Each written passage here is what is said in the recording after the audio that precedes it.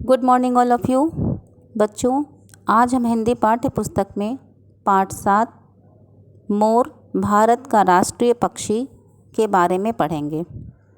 आपको पता है, मोर दुनिया के सबसे सुंदर 5 पक्षियों में से एक हैं। भारत का तो यह सबसे सुंदर पक्षी है। मोर नीले, हरे, सफ़ेद और जामुनी रंगों का होता है।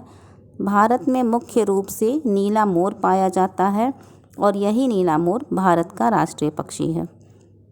संस्कृत में इसे मयूर कहते हैं, अरबी भाषा में इसे ताउस कहते हैं। कोयल की तरह इसकी आवाज़ भी बड़ी मधुर होती है। इसकी आवाज़ को केका कहते हैं और इसी आधार पर इसका एक नाम केकी भी है। इसकी गर्दन नीली होती है, इसीलिए इसे नीलकंठ भी कहा जाता है। तो बच्चों, चलिए आज हम मोर के बारे में पढ़ते हैं कि मोर, उसकी बनावट, उसकी सुंदरता, पक्षियों का राजा क्यों कहा गया है, इसकी क्या खासियत है, इसकी क्या विशेषताएं हैं। महाकवि कालिदास ने भी अपने महाकाव्य मेघदूत में मोर को राष्ट्रीय पक्षी से भी अधिक ऊंचा स्थान दिया है। चलिए पाठ की शुरुआत करते हैं। पक्षी प्रकृति के सबसे जीवंत बहुमूल्य उपहार हैं, जो इसकी सुंदरता में 4 चांद लगाते हैं। और ऐसा ही बेहद खूबसूरत पक्षी है मोर। मोर कई चटकीले रंगों से सुसज्जित पक्षी है। दक्षिणी और दक्षिणी पूर्वी एशिया में इसकी अनेक प्रजातियां पाई जाती हैं, लेकिन जो सबसे सुंदर प्रजाति है वह नीला मोर है, जो कि भारत में बहुतायत से पाई जाती है। मोर के अद्भुत सौंदर्य और अन्य गुणों के कारण ही भारत सरकार ने 26 जनवरी 1963 ईस्वी में इसे राष्ट्रीय पक्षी घोषित किया। नीला मोर भारत के साथ साथ म्यांमार और श्रीलंका का भी राष्ट्रीय पक्षी है। आयुर्वेद में तो मोर का प्रयोग, उसके पंखों का प्रयोग दवा के रूप में किया जाता है। इसकी बनावट के बारे में हम पढ़ना शुरू करते हैं। मोर के सिर पर मुकुट के समान सुंदर कलगी होती है। इसकी अत्यंत रंग बिरंगे और कोमल पंखों वाली इंद्रधनुष और लंबी पूंछ होती है। इसके नीले, हरे और सुनहरे रंग के हथेली के आकार के पंखों पर चंद्राकार निशान होते हैं। मोर की आँखों के नीचे ऊपर सफ़ेद रंग की पट्टी होती है। इसकी नीली, चमकीली और लंबी गर्दन इसकी सुंदरता में 4 चांद लगाती है। वर्षा ऋतु में काले घने बादलों को देखकर जब यह अपने मोहक पंखों को अर्धचंद्राकार में फैलाकर नृत्य करता है, ऐसा लगता है मानो इसने हीड़ों जड़ी पोशाक पहन ली है, और इसीलिए इसे पक्षियों का राजा कहा जाता है। मादा मोर के पंख इतने लंबे और सुंदर नहीं होते, यानी मोरनी लंबे पंख वाली और सुंदर नहीं होती है। इसकी गर्दन नीले हरे रंग की होती है और पूरा शरीर हल्का भूरा होता है। मोर बहुत ही शांत और शर्मीला पक्षी है। ये हमेशा समूह बनाकर रहते हैं। बड़े बड़े पेड़ों की ऊंची डाल पर या जंगलों में ऊंची चट्टानों पर अपना बसेरा बनाते हैं और इंसानों से दूर रहना ही पसंद करते हैं। लेकिन कभी कभी भोजन की तलाश इन्हें इंसानी बस्तियों तक ले आती है। मोर को गर्मी और प्यास दोनों बहुत सताती है, इसीलिए तालाब, झील या नदी के किनारे हरे भरे क्षेत्रों में रहना पसंद करते हैं। मोर अक्सर घनी झाड़ियों के बीच पत्तियों और टहनियों से ज़मीन पर घोंसला बनाते हैं। मोरनी साल में जनवरी से अक्टूबर के बीच में अंडे देती है। एक बार में वह 3 से 6 अंडे देती है। अंडे सेने और बच्चों के परवरिश की जिम्मेदारी मोरनी की ही होती है। अंडों में से बच्चे 25 से 30 दिनों में निकल आते हैं। बच्चे 3-4 साल में बड़े हो जाते हैं। इनकी उम्र 10 से 25 वर्ष तक की होती है। इसके पंख बहुत ही बड़े होते हैं, जिनकी लंबाई लगभग 1 मीटर से भी ज़्यादा हो सकती है। मोर सर्वाहारी पक्षी हैं। ये घास, पत्ते, फल, अनाज से लेकर कीड़े मकोड़े, चूहे, गिलहरी, छिपकली और सांप तक को भी खा लेते हैं। ये खेतों में से हानिकारक कीड़े मकोड़े, चूहे, दीमक आदि को खा जाते हैं, इसीलिए इन्हें किसानों का मित्र कहा जाता है। ये सांपों के सबसे बड़े दुश्मन हैं। कहते हैं जहाँ मोर की आवाज़ सुनाई देती है, वहाँ नाग भी नहीं जाता। भारत में मोर हरियाणा, राजस्थान, गुजरात, वृंदावन और तमिलनाडु में अधिक पाए जाते हैं। संसार में उड़ने वाले विशाल पक्षियों में से एक है। वयस्क नर मोर की औसत लंबाई लगभग 5.5 फीट होती है।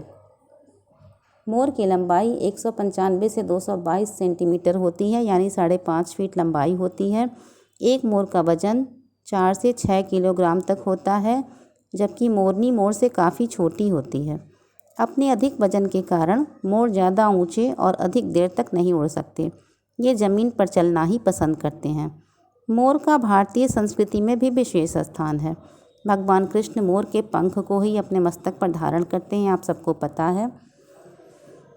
मोर को भगवान कार्तिकेय का वाहन भी माना जाता है। बौद्ध दर्शन में मोर ज्ञान का प्रतिनिधित्व करते हैं।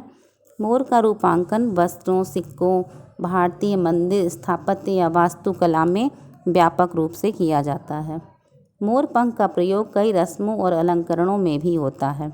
इसके पंखों को नकारात्मक ऊर्जा को समाप्त करने और सकारात्मक ऊर्जा उत्पन्न करने वाला भी माना जाता है। सम्राट चंद्रगुप्त मौर्य के राज्य में जो सिक्के बनते थे, उसके एक तरफ मोर ही होता था। मुग़ल बादशाह शाहजहाँ जिस तख्त पर बैठते थे, उसकी शक्ल मोर की तरह थी। 2 मोरों के बीच बादशाह की गद्दी थी तथा पीछे पंख फैलाए मोर। हीरे पन्नों से जड़े हुए इस तख्त का नाम था तख्ते ताउस, जिसमें मोरों की नक्काशी की गई थी। ईसाई धर्म में भी मोर और मोर पंखों का महत्वपूर्ण स्थान है। प्राचीन काल में मोर पंखों का प्रयोग कलम के रूप में किया जाता था। स्याही में डुबोकर इसी से लेखन कार्य किया जाता था। मोर के प्राण को अनेक खतरे भी हैं। कीटनाशक लगे बीज, मांस के लिए अवैध शिकार, पंखों की मांग, कुत्तों या बड़े बड़े शिकारी पक्षियों द्वारा शिकार आदि से इसकी जान को खतरा रहता है। मोर भारत में कम संख्या में है।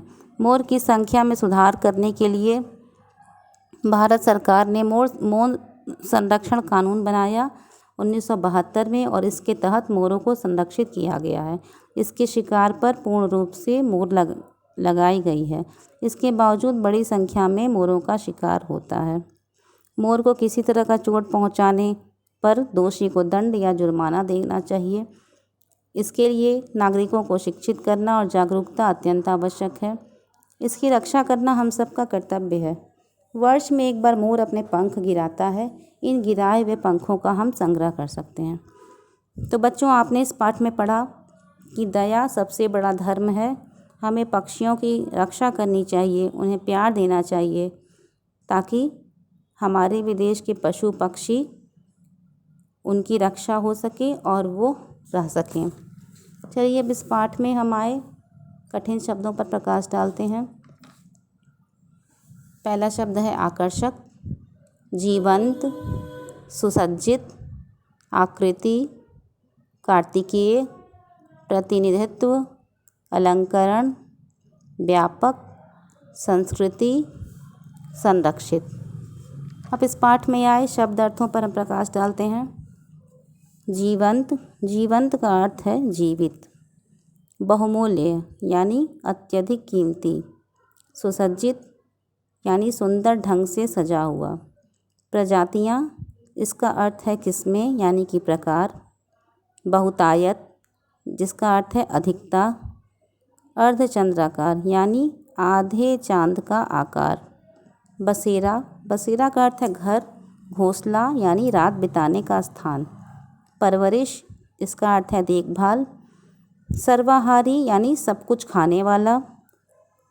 प्रतिनिधित्व यानी मुखिया होने का कार्य। रूपांकन, जिसका अर्थ है आकार या रूप को बनाना। स्थापत्य कला, भवन बनाने की कला। व्यापक, चारों ओर फैला हुआ। अलंकरणों यानी सजावटी सामानों। नक्काशी, खोदकर या उभारकर चित्र बनाना। अवैध, गैरकानूनी। संरक्षित यानी रक्षा किया गया।